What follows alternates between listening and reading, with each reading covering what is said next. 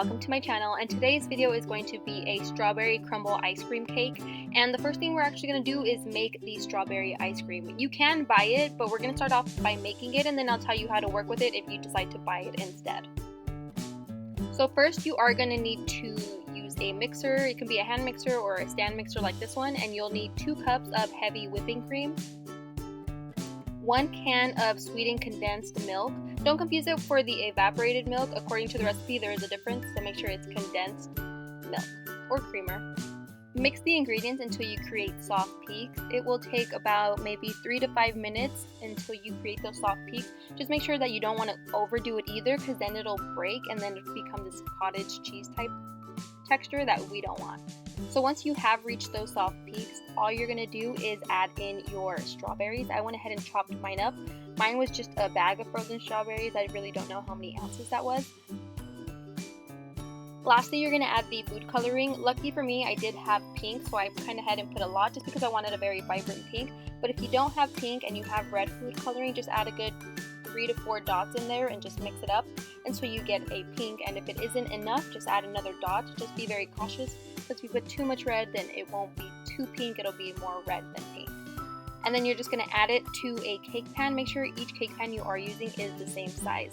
Now, if you are buying your ice cream instead of making it, you're going to do this step exactly. The one you purchase, just let it melt a little bit and then put it into a cake pan where it's going to be the same exact size as the others. And then lastly, I went ahead and just made 2 vanilla cakes here. Again, they're all on the same size cake pan, just so that it'll make easier and I don't have to go back and measure things. So you're going to have your base, which is a vanilla cake, and you're going to top it with some frosting. I'm using thin layers just because I don't like too much frosting in my cakes, to be honest.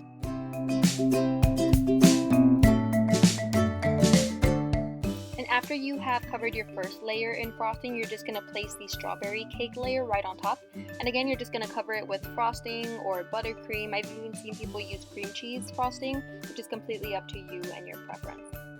Then you're going to stack the last vanilla cake layer that you made. Ideally, you do want this kind of flipped on the other side, not with all the crumbles on top, just because it'll become a big mess when you start putting all the frosting, all the crumbles come up. That's why the first layer is a crumb coat, just so after you layer the entire thing, you'll put it in the fridge for a little bit, so it'll harden and then come back and refrost it.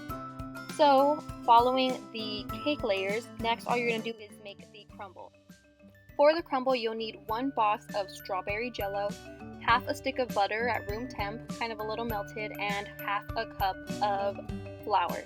All you're going to do is take a fork and just start crumbling it together just to make sure all those ingredients combine.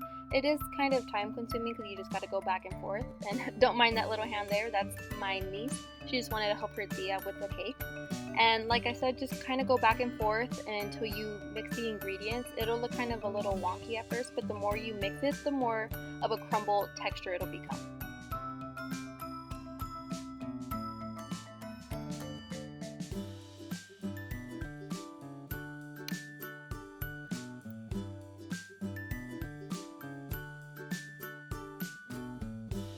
Then after all that mixing, you have your first strawberry crumble. Then you just want to set that aside and basically do the same exact things with the vanilla. This is instant vanilla pudding.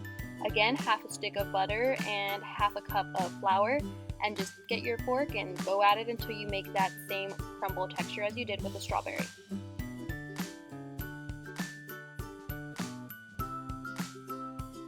And then as you can see, I was starting to lose daylight very fast. So ideally what you want to do after this step is you'll mix them both together. And as you can see, I actually don't use all of the strawberry. I probably use about 3/4 just because I wanted more of a pink color opposed to the dark red that you see here. But anyways, back to losing daylight. Because I was losing daylight, I kind of skipped a step, but I want to make sure that I do tell you so that you don't. So once you have your 2 crumbles combined, you're going to bake it at 350 for 5 to 10 minutes. Just keep a good close eye on it because you don't want it to burn. That'll just kind of give it that crunchy effect that you get from the actual ice cream when you eat that strawberry shortcake ice cream.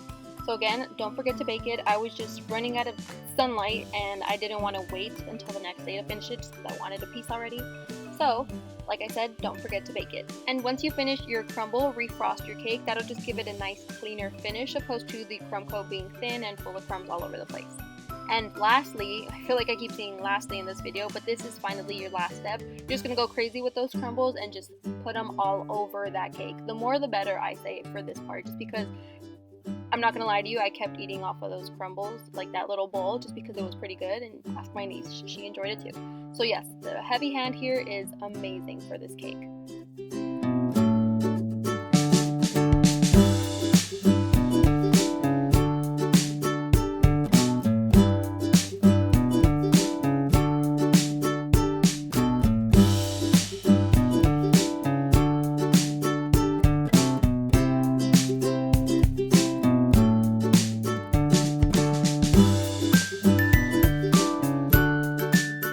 And once you have filled every nook and cranny of that cake, you are done. You can finally enjoy it.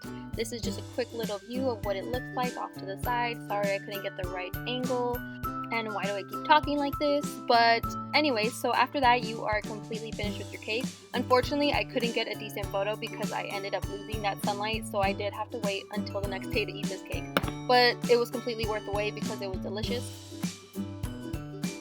Okay, so thank you for watching, everybody. I hope you enjoyed. If you do make this cake, please let me know. Tell me what you think of it. I really thought it was delicious. So thank you once again, and please subscribe.